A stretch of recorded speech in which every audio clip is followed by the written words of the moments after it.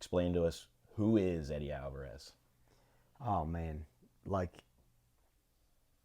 I'm a father, I'm a husband, and in my career, I'm an absolute dog. Like I'll do what it takes to win. I'm resourceful, um, and I'm willing to put the work in. And I'm an absolute dog in every way, shape, and form. I'll put in the work, and I'll do what it takes. I'm just I think the biggest thing I could say is I'm a dog. I'm not a guy I'd want to go up against. That's for sure. Eddie, can you describe for me what it was like growing up in Kensington, North Philadelphia? When I was young, Kensington was rough, but it was a fighting neighborhood. Kensington, when I was a kid, was a fighting neighborhood. Yeah. There were boxing gyms on every corner. Boxing was our sport. We weren't football, baseball, any of the other stuff. Boxing was the sport in Kensington. All in all, Kensington was a fighting town, blue collar fighting town. That was Kensington. And fighting was a way of life. Fighting was our culture. Like in Kensington, fighting's your culture. That's what you are. You start at the beginning and you work your way up. You can only go up from Kensington. So that's what it was. It was a fighting town. Kensington bred fighters. That's what it did. And approximately how many street fights do you think you were involved in growing up before you became a professional fighter? I don't know exactly how many street fights I've been in growing up, but I know I've been in way more street fights than I have real sanctioned fights that I have. So like I have probably 40 something MMA fights. I got to have at least double that in street fights growing up in not even just Kensington, moving on to the other neighborhoods, Port Richmond, Wildwood, New Jersey. Like I don't know, we were a rowdy bunch. Me and my friends were a rowdy bunch. So like we got in a lot of fights. I was never one to start one, but it was tough to look away from one too. So The nickname, the Underground King, can you explain the origins of that nickname? the Underground King came from a forum that was called the Underground Forum in MMA, and this forum was very popular when MMA started. And it was basically like all the major fans of MMA would collect on this forum, and they would talk and chat. It was kind of like a Reddit, and on that forum, that's where I got my nickname, the Underground King. And the reason I was called that is because I won all the major world titles except for the UFC title. So it was the fans themselves who said Eddie is the Underground King. It was the fans themselves that said Eddie was the Underground King, that I would be the champion, but I did not go to the UFC yet. So I needed to go to the UFC to prove that. It was sort of an expectation placed on me by fans. And I felt the need to live up to that. So, like, eventually, yeah, we did go to the UFC and get the world title. But before then, I was the Underground King. Out of all the great fighters and champions with Philly roots, name one who inspired you the most and why. Wow, great fighters out of Philadelphia. Who would be one of the greatest? I'd have to say, as far as the greats in Philadelphia fighters, I'd have to say I have to say Frazier. He fought Ali, he beat Ali, and I think he was just Joe Frazier was what epitomized Philadelphia: blue collar, humble, worked hard. Joe Frazier epitomized Philadelphia. He is what Philadelphia is. He's humble. He's hardworking. He's not. He don't brag. He's not a loudmouth. He speaks with his actions. And he went in the ring, and he threw violent, and he threw viciously, and he wasn't a big talker. And I think that's what it's like to be Philadelphia. It's about being humble, being blue collar, being hardworking, and going after your dreams. You don't talk about your dreams. You do them. Do you think Philly breeds a specific type of fighter? And what is that type of fighter? I think Philadelphia, because of how tight knit the neighborhoods are, that you're kind of forced into a box, and there's a lot of judgment on what you do. Um, and if you decide to go outside of that box, there's deep, deep judgment, and you have to do that in order to become a professional athlete. You have to put yourself on that chopping block and be judged in front of the mob. And Philly's a tough mob to fight for. there's a lot of expectations, and they support the people who kind of go on that edge, but you're also criticized and ridiculed too. So like the best thing I could say about the Philadelphia fan is they're super passionate. Win or lose, the passion is there, and I think if you're an athlete, you kind of want that. You want that passion, you want that energy, and you want them people who actually care about how you do. You've been involved in over 40 MMA fights in your career. What's the one thing you've learned about yourself over the course of your career? I think the most profound thing that I learned over my 40 fights was that all feelings, no matter the amount of suffering that you go through, whether it's cutting weight or whether you're getting your butt whooped in the fourth or fifth round of a fight, that all feelings and all suffering, no matter how deep and no matter how bad it is, it's all temporary. And that if you can just have a strong mind and fight your way through it, that it'll pass and better times are to come, because it's through fighting that gave me the patience to deal with very difficult times. And that translated into my everyday life.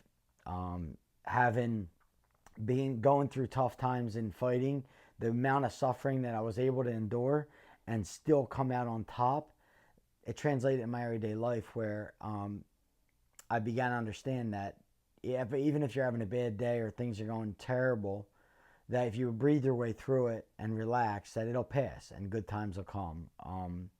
But I think it was just the idea of suffering and understanding that all things are temporary was a really profound thing that I learned through fighting.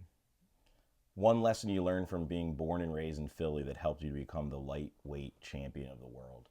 I think the biggest lesson and the biggest thing I got from growing up in Philly was the power of being resourceful. Just the idea of being resourceful and how far that can get you. Because because I'm from Philadelphia, I grew up in North Philadelphia. I didn't have a lot of resources. We didn't have a ton, and a lot of people in that neighborhood where I grew up didn't have much of anything. We had our family, we had our friends, but like as far as money and things like that, we didn't have a lot of that. So like when you don't have a lot of resources, you have to be resourceful. And I think growing up, that resourcefulness has gotten me so far. I can find a way. I'll always find a way, and I can do that because I've been practicing that from such a young age. But I will find a way. If I have any power, that's my power, is my ability to be resourceful and find a way. Do you consider yourself an underdog when it comes to fighting? Do I consider myself an underdog? I consider myself an underdog in general, right? So like I defied my odds and where I'm from and what I've done. Most people growing up in Kensington or growing up in North Philadelphia, it's very difficult to kind of escape that rat race and get out of there. But yeah, I'm the epitome of an underdog. I'm the epitome of an underdog story where I didn't look at my reality and say that this is it. I lived in an imaginary part of my head that what I could be. What I envisioned was always more important than what my reality was. So like I didn't necessarily live in reality when I was young. I always thought more for myself. I always thought I could have more, and I lived in that future. I didn't live in my present reality. I never did. I had a great imagination, and I followed that imagination. Looking back through your career, there's been several times where you've been listed as the underdog when it came to betting. Describe what that feels like, and have you ever been like aware of that going into a fight, and have you ever used it as fuel? Yeah, I love the idea that they can come up with statistics and going into fights and say, hey, you're most likely to lose. And I'm like, that's great, because like I was never most likely to make it as far as I did. So like when people say that, it's laughable to me, because if they knew the odds that I already overcame, they would know that them telling me that statistically I'm not supposed to win is an absolute fucking joke to me, because I've sort of been told that forever. So I don't live, I don't know, maybe I'm a bit delusional, but I think it's important not to live in the real world when you're an athlete. You need to have an imagination and you need to follow that. You need to follow what your vision is, not the reality that people are making for you. Oh, you're a 3-1 dog and you're supposed to lose here. I think I was a 3-1 dog against Rafael dos You were, Anjos when I yes. went into did one, arguably one of the biggest fights of my life. I was a 3-1 underdog. But to me, my desire to win was way, way more powerful than anybody's statistic. My desire to win was overwhelmingly greater than anybody's statistic that they can put on me or place on me. What's it like for you the night before a fight? The night before a fight is kind of, it's rough for me personally because I'm a competitor, and sometimes you go through repetition of the possibilities of what could happen in a fight, and you can go down that rabbit hole and go to a real bad place. So like I've been there where I went 48 straight hours no sleep, envisioning every single sequence that can happen within a fight, and some of them sequences are good and some of them aren't. So like the mind wants to control everything, and the truth is, fighting's uncontrollable, and you have to surrender to that uncertainty. And it took time for me to kind of understand that I need to surrender to the uncertainty and just believe in myself and go in the fight and stop trying to control everything. So the night before a fight, it can be rough.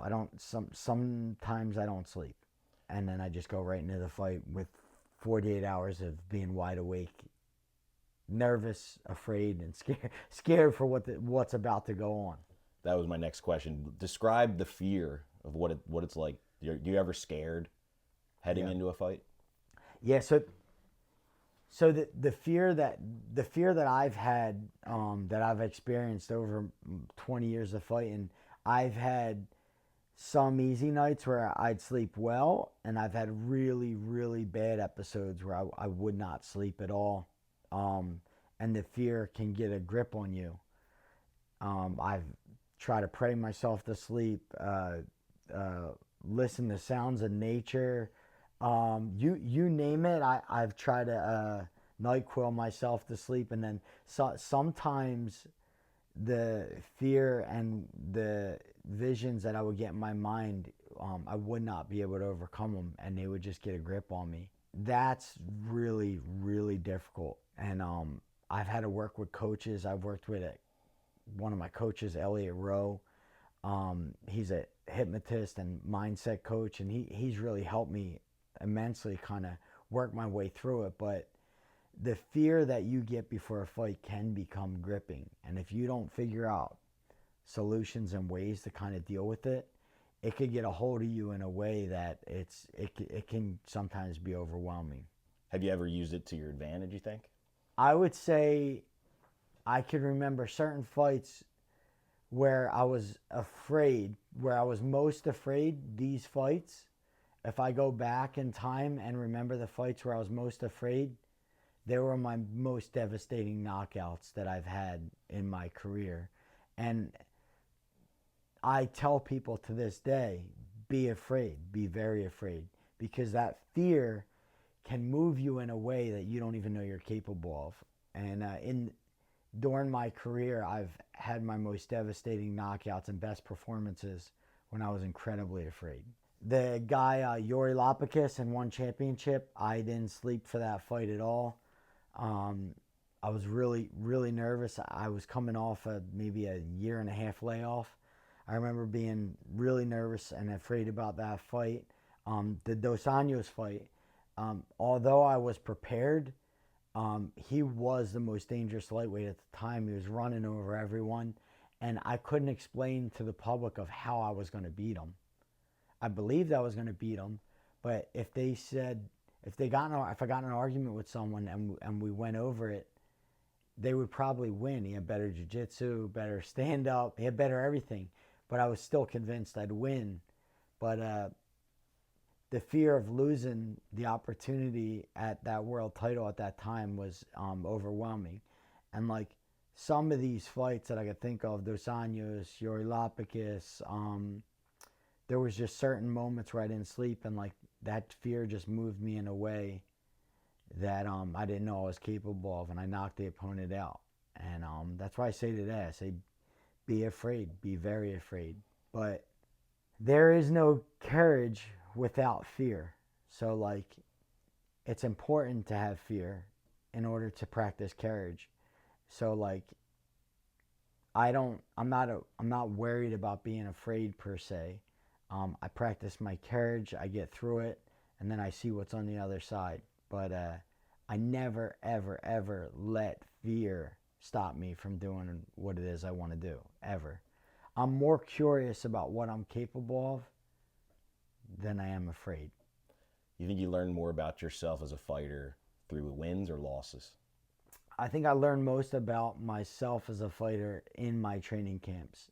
The monotonous daily suffering of the training camp will turn boys into men. And you'll learn most about yourself during that training camp. The fight itself is kind of just a byproduct of your hard work, of your months and years of struggle. But it's during that journey of struggle where you really become the person you are. And if you pay attention during that time, you learn everything about yourself, because that's the real suffering. The fight itself is kind of it's a 15-minute, sometimes 25-minute celebration of your hard work. The real champions deal with the monotony and the suffering of a training camp in a way that no one else is able to. And that's where I learned most about myself, is during them training camps. What is the saying, it's not about how hard you can hit, but how hard you can get hit and keep moving? What does that mean to you? God, when I heard that, like that pretty much, that would sum up, life in general, just that one saying, because it just talks about the ability to endure, and that's what life is. It's our ability to endure. We're all going to get old. We're never going to be on top forever. We're all going to deal with some sort of suffering and some sort of setback. And I've met people who are crazy talented and really capable of anything. I think the saying, it's not how hard you get hit, it's how hard you can get hit and still keep moving forward. It defines life in general, and it defines the idea of your ability to endure. And I feel like what Rocky's saying is, anyone can throw a punch. Anyone. The larger percentage can throw a punch. A very small amount of people can actually endure the punch and keep going. So like, we can all give it, but your ability to take it is much, much more important than your ability to give it. And very few can do it, and the few that can do it end up successful, end up becoming world champions, and end up becoming one of the few. The Rocky movies, have they played an important part in your life? The Rocky movies were huge in my life, man. All of them, every single one of them. I was a huge fan of Rocky. I remember watching the movies and sort of going down. I had a small little area in my basement. My dad got me a punching bag, a speed bag, and I had a little weight set. And I would go down there and I would train on my own. I would train on my own for hours. While watching the movies? I'd watch movies upstairs, and then it would inspire me, and I'd go downstairs and hit the speed bag, and kind of as a kid, I remember walking down the street with boxing gloves and knocking for kids, asking them if they want to box. So like, I would knock on a couple kids' doors. Hey, you want to fight? No. Okay, you want to fight? No. And I'd finally get a kid. Yeah, I'll fight. And then we would go out on the street, put the gloves on, and then fight with each other right on the street. And our own, we didn't time it, so like, the only break we had was when cars would come down the block, and then we would break and then go back and start fighting again. But like, that Rocky was like, that was my fire, man. Rocky, Karate Kid, the Ninja Turtles, like these were a large part of my life, and a big reason why I've done, what I've ended up doing for the rest of my life, and that's fight. What is Eddie Alvarez's mantra or catchphrase when it comes to fighting or your just life in general? I think you already said it to us. What I've said through fighting is I've experienced crazy defeat, struggle, and suffering, and I've also experienced the most immense joy that someone could feel through winning world titles. And my only other option was to feel nothing at all. He was here. I need to write down the quote though. This is not normal what we do right now. You know, people This girl was having a fucking. and something like this, and they walk the other way. That's what separates us from the norm, you know. I think our head was getting the best of her. This sport's really stressful, you know what I mean? Kush. Let me answer. Usman. Yeah, he's gonna want to chat though. Get a shot of that. He's gonna want to chat.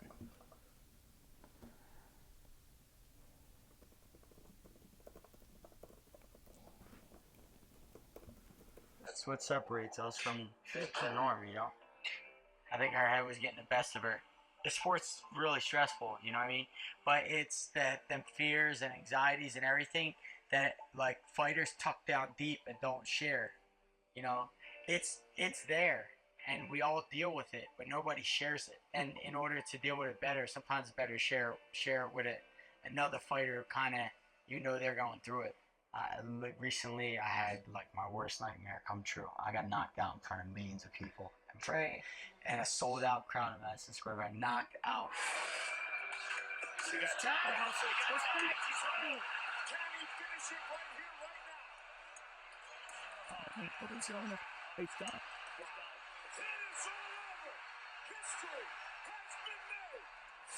I thought about this moment that this was a nightmare you think about for your whole career. And then it happened to me, and guess what happened afterwards the next day? Nothing. Everybody was still there. Right. My family was there. My kids were there. Everybody was still nothing. It's all built up. You know what I mean? This is why it's so exciting. You know, we go up, we go down, or else it would be no fun. You know, you're right. I've been through that. I've won world championships. I've lost them.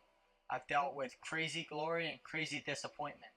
But our only other option is to feel nothing at all. And I'd be damn well if that's going to be the way I exist.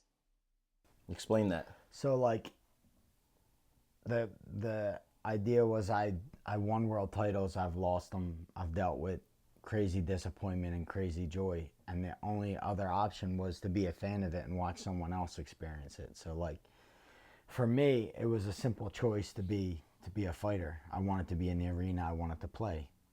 And that's the choice that needed to be made. So like you're gonna deal with disappointment, you're gonna deal with the spoils of victory, you're gonna deal with it all. But at the end of the day, you're gonna feel something, right? So like that's kind of where that comes from. That's where I'm coming from with that. Is you can choose to be a fan, or you could choose to be a player. I would say that your story is very, very similar to that of the story of Rocky. I mean, the movie itself starts in Kensington. Like you mentioned, you've won championships, you've lost championships, and you've come back to become the world champion again. Yeah. Crazy commonalities with my own story and the Rocky story. And I don't know if it's, I think unconsciously as a kid when I watched that film that maybe I just started following that and in that direction. But you know, I've lived the Rocky story. I've lived the life. I grew up in Kensington. The odds were against me that I'd ever get out of Kensington. I fought through discipline, hard work, and a good imagination. Kind of worked my way to a number of world titles, and I've defied the odds. Was the underdog in my world title fights and defied the odds and won. So like, I am the real life Rocky story, from the same area, doing the same thing and becoming a world champion. Comparing yourself to other athletes, you see, you know, not every athlete has a beautiful family like yours, and you know, you see guys, professional athletes, blow through millions of dollars. What makes you different than some of these guys, and how have you become so successful in life? So I think the difference between me and other athletes was like I didn't have a ton of talent. I needed to rely on fundamentals. I needed to rely on fundamentals, hard work, discipline, delayed gratification. All these fundamentals are what makes a good human being. And then sometimes becoming a good human being, the byproduct of that is becoming a world champion. I think some guys who have talent, they become a world champion, but they lack fundamentals of being a good human being. I always put being a good human being first, and then the byproduct of that would end up eventually, hopefully, becoming a world champion, becoming a great athlete. And I think that's kind of where my mind and who I am differs from other people. I think the title is just a byproduct of being a good person. You don't get the title and then hope you become good. You're a champion in who you are. And then it manifests itself at some point, hopefully, in people's lives. So like everything I do, I want to be good. I want to be a good father. I want to be a good husband. I want to value things that are valuable, and then the world titles come. You were quoted on The Ultimate Fighter as saying your worst nightmare coming true, the loss to Conor McGregor, getting knocked out in that fight. Mm-hmm. What did you learn about yourself from that fight? You know, what I learned about myself in the Conor McGregor fight, we fought in Madison Square Garden. I've never ever had a bad showing in front of millions of fans with the whole world watching. I've had great showings. I've came together. I've came up really big in really clutch situations. What I learned in that fight was the importance of humility and being a good loser, to lose correctly, to still go to the media, to keep your head up high, and to be proud of yourself regardless of the result of the event.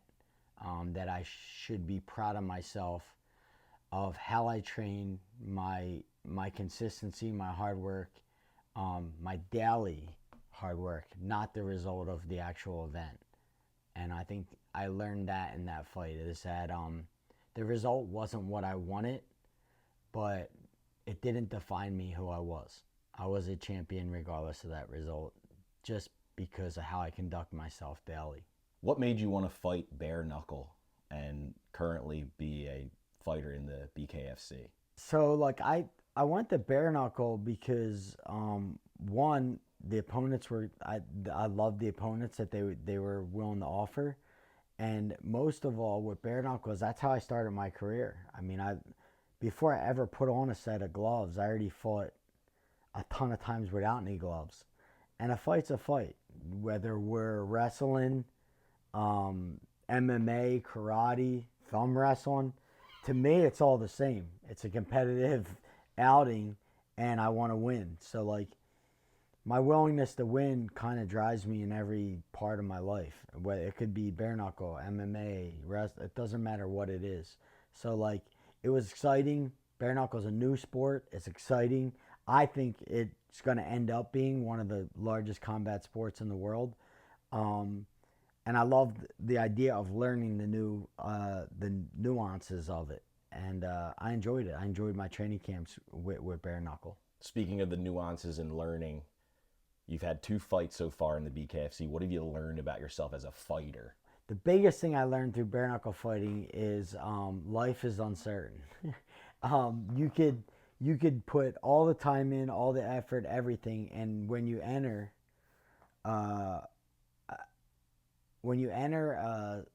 an event like bare knuckle, it's the same as war. You will get shot, and you're going to have to deal with that. You're going to take damage, and you got to keep moving forward. But sometimes, whether you've done all the work and did everything, sometimes it don't go your way. And that's just the uncertainty of life, the uncertainty of war, the uncertainty of bare knuckle. You were quoted on my podcast as saying in your first BKFC fight with Chad Mendez, it was probably the hardest you were ever hit in your life. Yeah. You stand by that still? Yeah, I'd say so. I'd say so. I think it was the second round of our fight. I got hit in a way that I went out. I went completely out. And when I got back to my feet, I had no clue what I got hit with, what the sequence was, any of that. It was just like, that was probably the most blank I ever went in a fight and then turned back on and then got to get up and fight again. But yeah, that was easily one of the hardest hits I've had in my 20 years of fighting.